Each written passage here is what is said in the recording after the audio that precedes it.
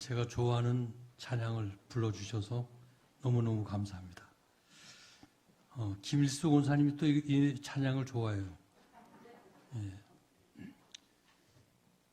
힘이 들고 어려울 때 이 찬양을 부르면 힘이 생깁니다. 옆에 사람하고 인사하겠습니다. 당신은 우이제일교의 소중한 사람입니다.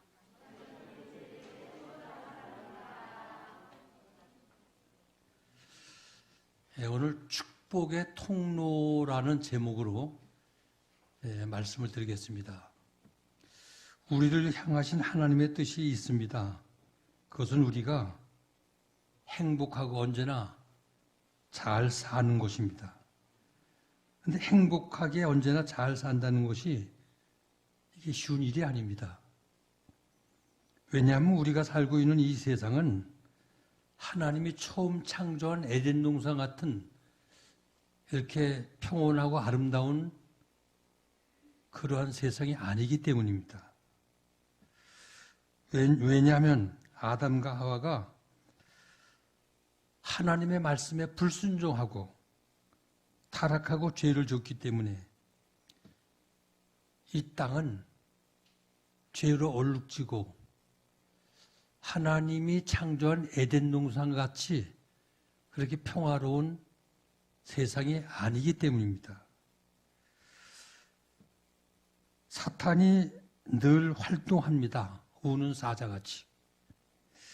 불의가 가득한 곳이고 고통과 전쟁과 싸움과 아픔과 눈물과 가난과 전염병이 지금도 끊임없이 일어나고 있는 장소가 우리가 살고 있는 세상입니다. 그래서 이 세상은 문제가 참 많습니다. 그러나 하나님은 우리가 이런 세상 속에서도 행복하게, 건강하게, 부유하게, 형통하며 살기를 하나님은 지금도 원하십니다. 일반적으로 사람들은 행복하게 잘 사는 것을 참 복이 있는 사람이다 이렇게 얘기를 하죠. 복이 있는 사람이다. 오늘 저와 여러분들은 그 복을 어떻게 내가 받고 그 복을 내가 어떻게 지니고 그 복의 통로로 내가 어떻게 이 땅에서 정말 하나님 보실 때 복되게 살 수가 있을까 좀 생각할 수 있는 귀한 시간이 되기를 바랍니다. 그럼 첫째, 복과 하나님과의 관계를 생각해 보겠습니다. 복은 우리가 만들 수 있는 게 아닙니다. 복은 하나님으로부터 오는 겁니다. 하나님 외의 복은 어디에서도 얻을 수 있는 게 아닙니다. 사람들은 복을 얻기 위해서 우상 앞에 가서 엎드려 빌고 복을 달라고 야단합니다. 그러나 사람이 만들어 놓은 우상이 우리에게 복을 줄 수 있는 게 아닙니다. 그래서 다윗은 시편 16편 2절에서 아주 분명하게 말을 하고 있습니다. 주 밖에는 나의 복이 없나이다. 그러므로 복을 받으려면 하나님께만 의존하고 하나님께만 구해야 합니다. 복을 하나님 아닌 다른 곳에서 받겠다고 생각하는 것은 크게 잘못 생각하고 있는 겁니다. 잘못 생각할 뿐만 아니라 복도 받지 못하고 오히려 화를 입게 되는 이런 일들이 많이 있습니다. 이사야서 31장 1절부터 4절 보면 이런 말씀이 있습니다. 도움을 구하러 애굽으로 내려가는 자들은 화 있을진저 그들은 말을 의지하며 병고의 많음과 파병의 강함을 의지하고 이스라엘의 거룩하신 이를 앙망하지 아니하며 여호와를 구하지도 아니하나니 여호와께서 재앙을 내리실 것이니라. 그러므로 우리의 삶의 넘어짐과 형통치 못함의 가장 중요한 요인은 우리가 도움을 구하러 애굽으로 내려가는 데에 문제가 생긴 겁니다. 복과 도움은 사람이 아니라 하나님께 가서 하나님께로부터 받아야 됩니다. 그래서 시편 115편 4절 이하를 보면 사람들은 복을 우상 앞에 구하는데 우상은 사람들에게 복을 줄 수 없을 뿐만 아니라 사람들이 만든 수공물이라고 말씀하고 있어요. 사람들이 만들었기 때문에 입이 있어도 말하지 못하고 눈이 있어도 보지 못하고 귀가 있어도 듣지 못하고 코가 있어도 맞지를 못하고 발이 있어도 걷지를 못하고 또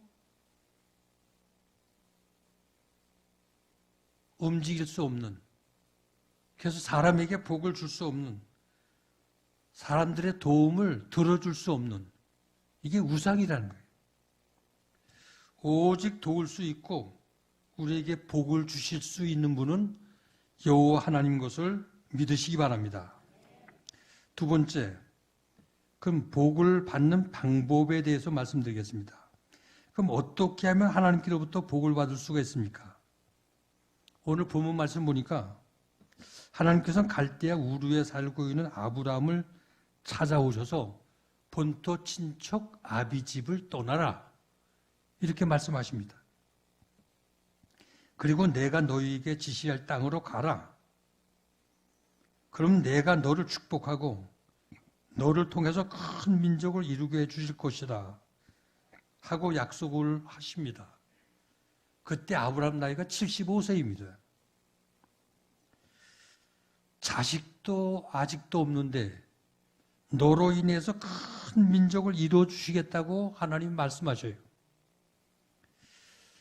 근데 4절 말씀 보니까 이에 아브라함이 여호와의 말씀을 쫓아갔고, 주저없이 아브라함은 본토 친척 아비집을 떠나라는 말을 듣는 그 즉시 즉각적으로 하나님의 말씀을 따라갑니다. 본토 친척 아비집을 버리고. 왜? 하나님께 복을 얻기 위해서. 오늘 우리가 여기에서 왜 하나님께서 아브라함을 부르셨을까? 또 우리에게 적용을 해본다면 왜 우리를 75억 인구 가운데 그 많은 사람들 가운데서 우리를 택하시고 우리가 예수를 믿게끔 인도해 주시고 구원을 우리에게 주셨을까? 그것은 우리를 택해서 복을 주시고 또 복받은 우리를 통해서 많은 사람들에게 축복을 주시기 위해서 아브라함같이 우리도 불러주셨다는 거예요. 믿으시기 바랍니다. 이걸 우리가 정말 알고 믿고 살아갈 때에 복된 인생을 살 수가 있다는 거예요. 그래야 우리가 그리스도인답게 인생의 목표를 바르게 가지고 하나님께로부터 복을 받고 하나님의 주신 복을 통해서 남에게 복을 끼치고 복의 통로로 살아갈 수가 있다는 겁니다. 근데 우리에게 중요한 것은 축복을 받으려면 우리도 아브라함 같은 결단이 우리에게 있어야 된다는 거예요. 아브라함은 부르실 때 본토 친척 아비집을 떠나라고 할 때 떠났습니다. 떠날 때 어떻게 가야 할 바를 몰랐지만 하나님 말씀을 붙들고 그리고 떠났어요.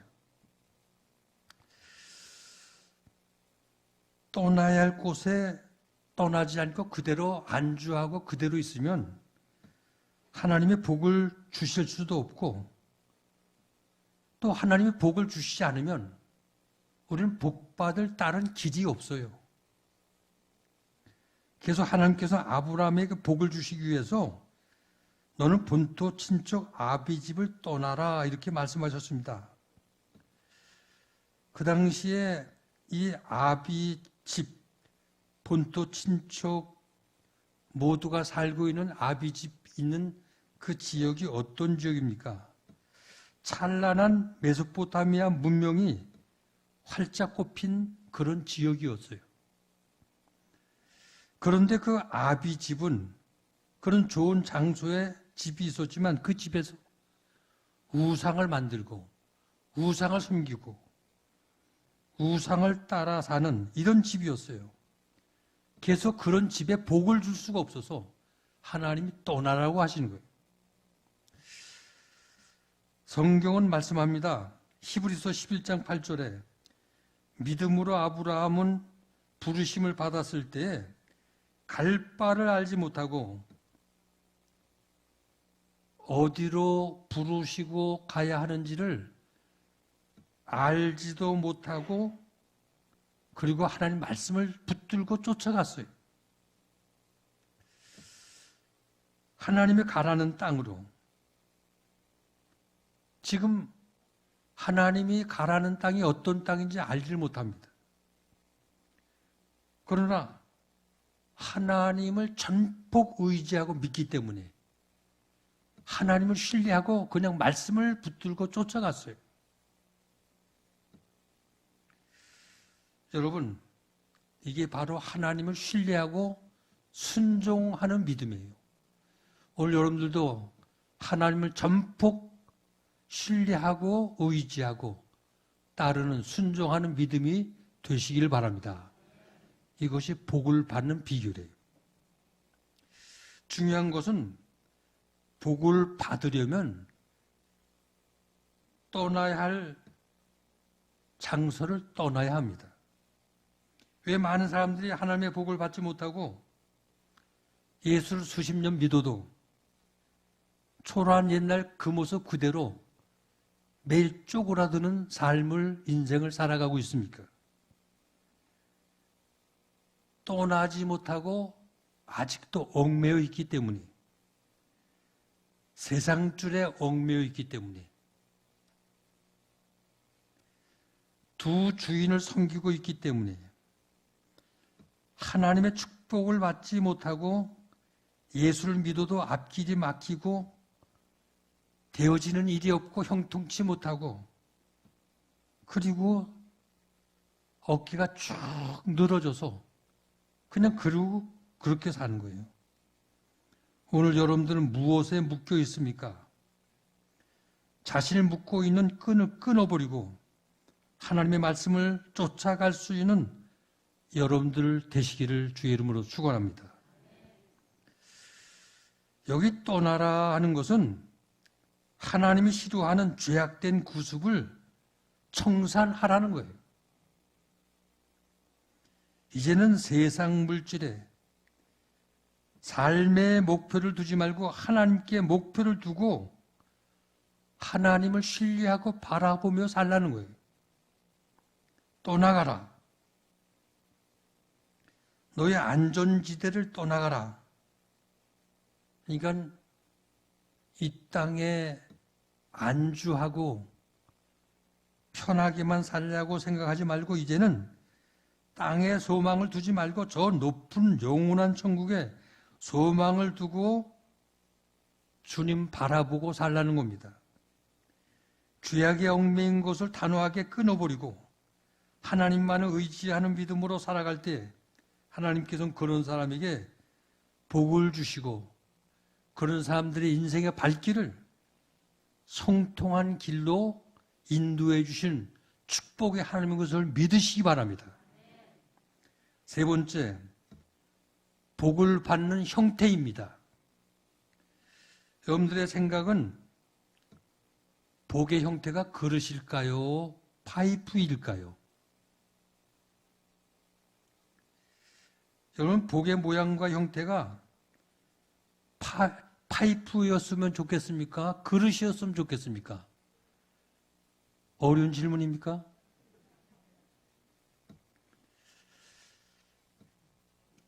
그동안 우리 한국교회는 복을 담는 그릇에 관심이 많았어요. 그래서 큰 그릇을 준비하여야 큰 복을 받는다는 이런 설교도 목사님들이 많이 했고요. 근데 하나님 말씀하시는 축복의 형태는 오늘 본문을 가만히 연구하고 들여다보면 그릇이 아니라 파이프라는 생각이 자꾸만 들어가요. 오늘 본문 3절 보니까 땅의 모든 족속이 너로 말미암아 복을 얻을 것이라 하신지라. 여기 너로 말미암아. 하나님은 하나님의 축복이 그냥 우리에게 머물러 있기를 원치 않으신다는 것을 느낄 수 있죠. 하나님의 축복이 우리로 말미암아 세상으로 많은 사람에게 나로 말미암아 계속 흘러가기를 원하고 계신다는 거죠. 하나님 우리가 축복의 통로가 되기를 원하신다는 거예요. 하나님이 우리를 축복의 통로로 사용하시기를 기뻐하신다는 거예요. 여러분은 축복의 파이프가 되고 싶으십니까? 아니면 축복의 그릇이 되고 싶으십니까?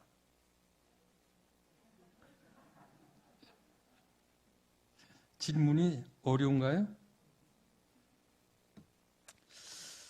여러분들은 여러분을 통해서 하나님의 축복이 세상과 다른 사람에게로 흘러가게 하고 싶으십니까? 아니면 다른 사람을 통해서 여러분들에게로 축복이 흘러 들어오게 하고 싶으십니까? 흘러 들어오게 하고 싶죠? 이 질문이 어려운가 봐요. 대개 사람들은 축복의 그릇이 되고 싶어 해서 복이 남을 통해서 내게 들어오기를 원하는 사람들이 많아요. 근데 하나님의 방법은 우리 인간의 생각과 다르다는 거예요. 실제로 계산을 해보면 우리의 생각과 계산이 잘못된 생각을 하고 있다는 겁니다. 물은 그릇보다 파이프에 오히려 많이 들어갈 수가 있다는 거예요. 그래서 그릇에 담긴 축복의 양보다 파이프에 담겨있는 축복의 양이 비교될 수 없을 만큼 무한하게 더 많다는 거예요. 물은 파이프에서 나오는 것이 아니기 때문에. 왜? 수원지를 통해서 물은 파이프 과정을 통해서 흘러오기 때문에. 그러니까 파이프를 통해서 물이 나간다고 파이프에 물이 줄어드는 게 아니거든요. 파이프를 통해서 많은 물이 흘러나와도요, 파이프에 물은 그대로 가득 차 있다는 겁니다. 왜냐하면 수원지에 연결되어 있는 통로이기 때문에. 저는 여러분들이 아브라함과 같이 하나님의 축복을 받으셨으면 좋겠어요. 저는 우리 우이제일교회가 복을 받는 통로가 되었으면 좋겠습니다. 아브라함의 하나님은 이삭의 하나님이시고, 이삭의 하나님은 야곱의 하나님이시고, 야곱의 하나님은 저의 하나님이시고, 저의 하나님은 여러분들의 하나님이십니다. 하나님은 모든 사람에게 동일하십니다. 그러므로 축복의 그릇이 되지 말고 축복의 통로가 되기를 바랍니다. 우리가 하나님께 복을 많이 원하지만 가장 귀한 인생의 복은 나로 인해서 더 많은 사람이 복을 받게 되는 인생, 이게 가장 복된 인생이라는 거예요. 자신의 축복의 통로가 되어서 많은 사람들에게 영향력을 끼치고 복을 줄 수 있는 아브라함 같은 통로의 복, 이게 더 큰 복이라는 거예요. 오늘 본문도 아브라함을 통해서 다른 사람들에게 복을 받도록 축복의 통로로 하나님의 아브라함을 불러주신 것을 볼 수가 있어요. 그래서 우리가 예수 믿는 사람들은 세상 사람들 삶의 목표와 뭔가 다른 점이 있어야 된다는 거죠.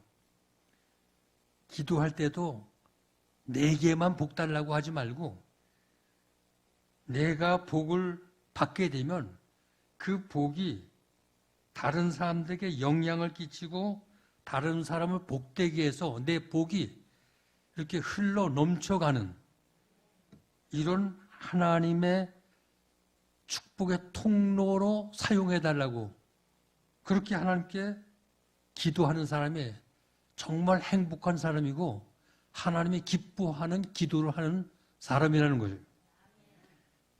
세상에 보면 일생 동안을 남에게 부담을 주고 남에게 고통을 주고 남을 해치면서 기생충마냥 살아가는 사람들이 있어요. 뉴스를 보면 정치인도 경제인도 여러 계층의 사람들이 자신의 이익을 위해서 남을 음모하고 흠집을 내고 남에게 손해를 끼치며 고통을 주는 이런 사람들 우리 주변에 많지 않아요? 예수 믿는 사람은 절대로 인생을 그렇게 살아서는 안 된다는 거예요. 옛날 김익두 목사님 여러분들 잘 아실 줄 압니다. 그분이 예수 믿기 전에 황해도 유명한 깡패였어요. 못된 짓은 다 골라서 하고. 그래서 장날만 되면 상인들이 335 짝을 지어가지고 장을 가는데 산을 넘고 계곡을 건너면서 성황당에 이르면 그 돌을 쌓아놓고 거기 침을 뱉으면서 이렇게 얘기를 했답니다. 오늘은 제발 김익두 만나지 않게 해달라고. 김익두 만나게 되면 섭한 것, 장사한 것 다 뺏기고 모든 게 다 끝장이 나기 때문에 그래서 김익두 안 만나게 해달라고 그렇게 빌었다는 거예요.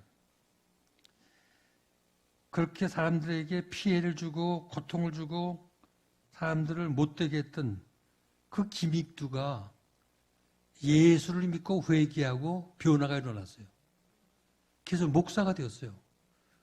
그것도 보통 목사가 아니고 부흥사, 능력 있는 목사가 돼가지고 그가 한번 기도하면 안진뱅이가 벌떡 일어나는 거예요. 귀목을가 귀가 뚫리면서 귀가 열려 소리를 듣는 거예요.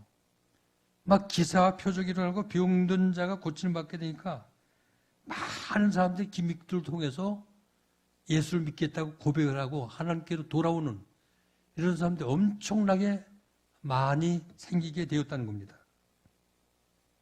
여러분들 변화가 뭡니까?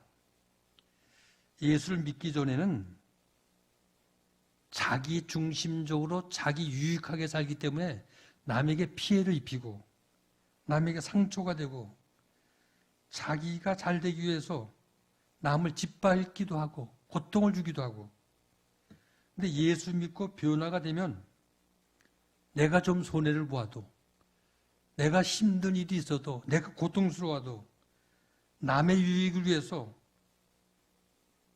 내가 양보하고 이게 바로 축복의 통로로 살아가는 삶이거든요. 오늘 말씀은 우리가 축복의 통로가 되려면 우리가 크게 두 가지 좀 고쳐야 할 점이 있어요. 우리 기도가요.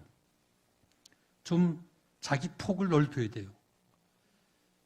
자기 중심적으로 기도를 했는데 좀 폭을 넓혀서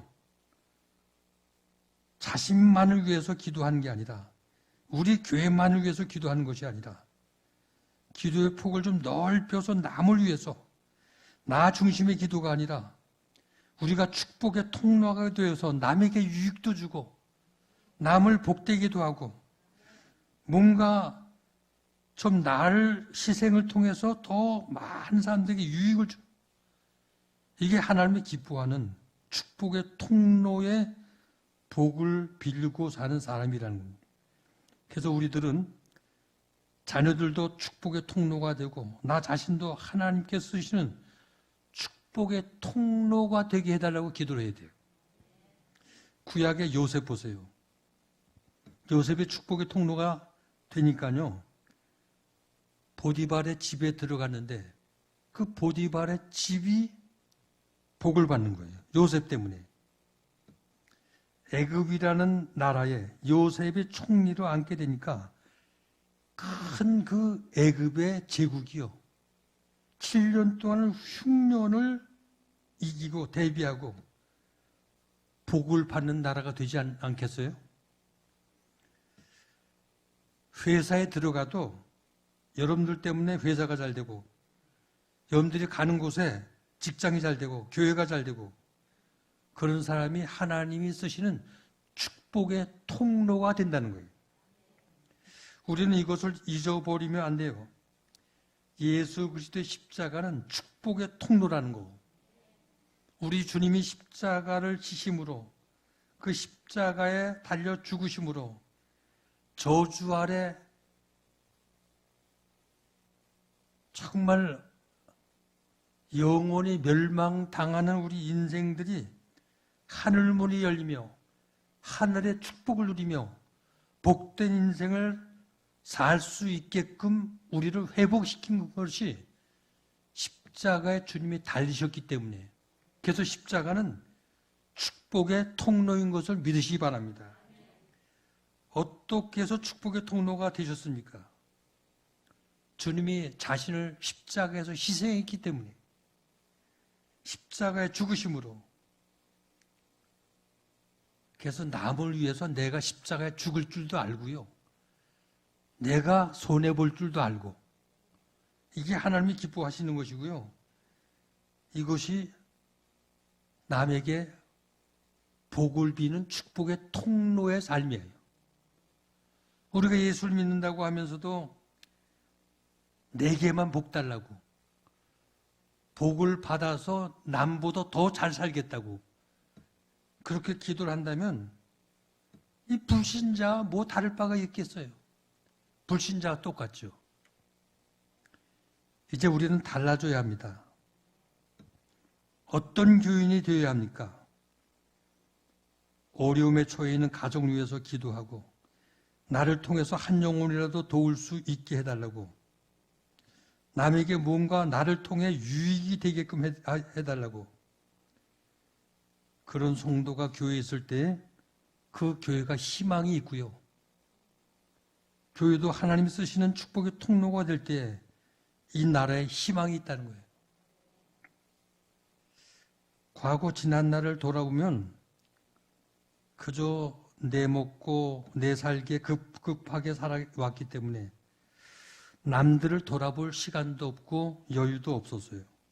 그러나 이제는 교회를 기름지게 하는 축복의 통로가 되어야 하고, 나 때문에 직장이 밝아지고, 나로 인해서 가정이 새로워지고, 나 때문에 무언가 영향을 끼치는 이런 축복의 통로로 살아가는 우리 제1교회 성도들 되시기를 주의 이름으로 축원드립니다. 그래서 우리 제1교회 성도 한 사람 한 사람, 여러분들이 존재의 삶의 현장에서 하나님의 축복이 임하도록 축복의 통로가 되어질 때 교회는 밝아지고 이 땅은 희망이 있고 우리가 가는 곳에 하나님의 영광이 드러날 줄로 믿습니다. 그래서 하나님께서는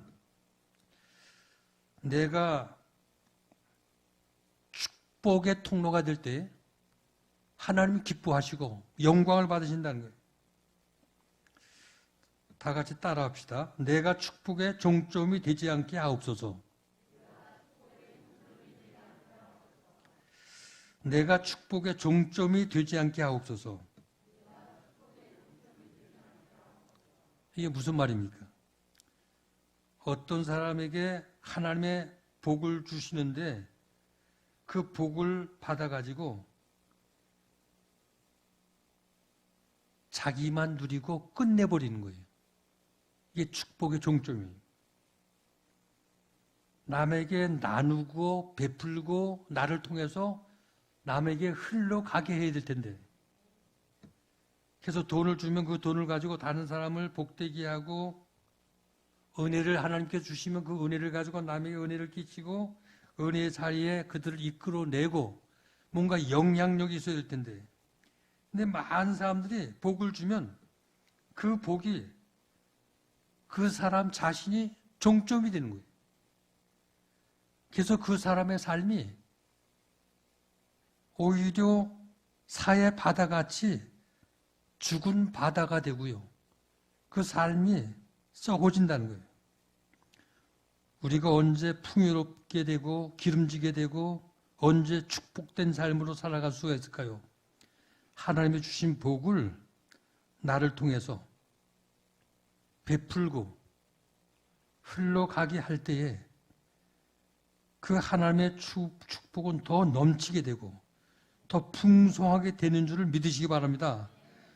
그래서 누가복음 6장 38절에 주라 그리하면 내가 누르고 흔들어 넘치도록 하여 너에게 안겨주리라. 여러분들 록펠러 아시죠? 그분은 재물을 모으는데 아주 탁월한 재능을 하나님께 받은 사람이에요. 그래서 34살 때에 백만장자가 되었습니다. 43살 때는 미국에서 가장 큰 부자가 되었습니다. 53살 때는 세계 최고의 부자가 되었습니다. 근데 세계 최고의 부자가 된 다음 해에 2년이 지난 후에 희한한 병에 걸렸어요. 병에 걸려 입원되고 보니까 그렇게 부자가 그 많은 것도 먹질 못하고요. 하루에 우유 한 잔, 빵 한 조각이면 더 먹을 수가 없었어요. 그러니까 한 돈을 많이 쌓아놓고 돈이 많아도요. 그 먹지 못하면 그 뭐해요? 참 불행하죠. 여러분들 마음껏 먹고 마음껏 마시면서 내 두 발로 걸어 하나님 앞에 나와 예배드리는 거 이게 얼마나 큰 복인지 몰라요. 하나님이 한번 눌러버리시면요. 숨도 산소통을 끼고 살아야 되고 밥도 제대로 먹지를 못하고 죽을 먹어야 되고 하여튼 별별 일들이 얼마나 많이 있습니까? 그러니까 우리는 깨닫질 못해서 그렇지 하나님께 받은 은혜가 얼마나 감사한 일들이 많은지요.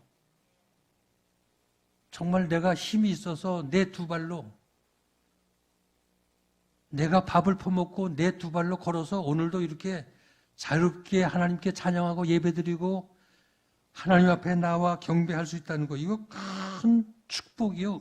은혜예요.